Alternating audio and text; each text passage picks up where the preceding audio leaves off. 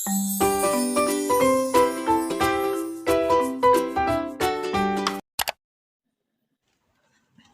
أوقاتكم حبايبي، إن شاء الله تكونوا بألف خير.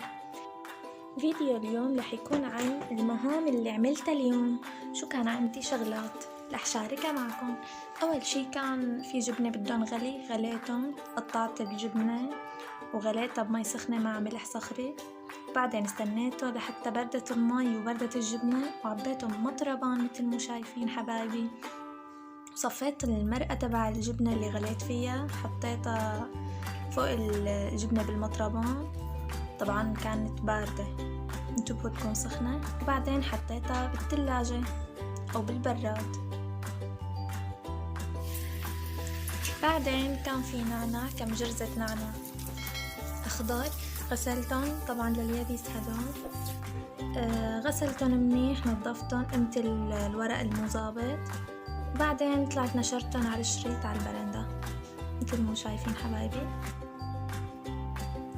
طبعا بيضلوا برا لحتى يبسوا، بس يبسوا بنفوتهم وبنفرطهم. كمان كان عنا ورق عريش ليمونة، جبنا ورق عنب، قمنا العنقوزة تبعها وصفطناهم بشكل مرتب هيك لحتى خلصوا. هون بلشت تطير الورق انه ما كانوا يخلصوا.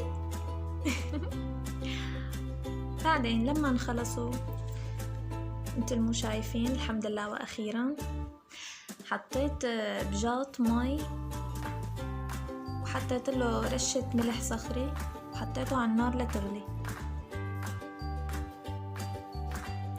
وقت غلت بلشت سقط ورق العنب بقلب المي مثل ما شايفين حبايبي،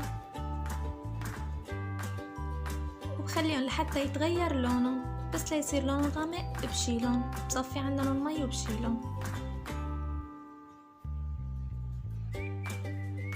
طبعا هدلون بنحطهم بأكياس فرن بالفريزر، يعني هيك بنمونهم. صفيتهم منيح، كتيت عليهم مي باردة حتى يبردوا بسرعة، ونشفتهم، تركتهم ليزلوا المي منيح، وبعدها جبت أكياس الفريزر وصفتهم بقلبها مثل ما شايفين هيك. خلصت وحطيتهم بالفريزر.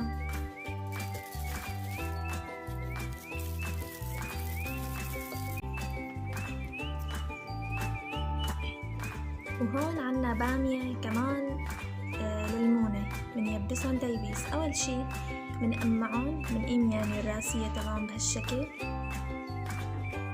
شو كده شغل البامية بشوك. الحمد لله خلصوا أخيرا، وفردتهم عصينية هيك مثل ما شايفين حبايبي. كمان حطيتهم على البرندة لحتى يبسوا.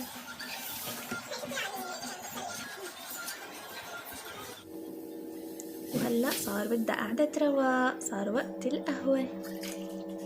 عملت فنجان قهوة، حطيت شي حلو.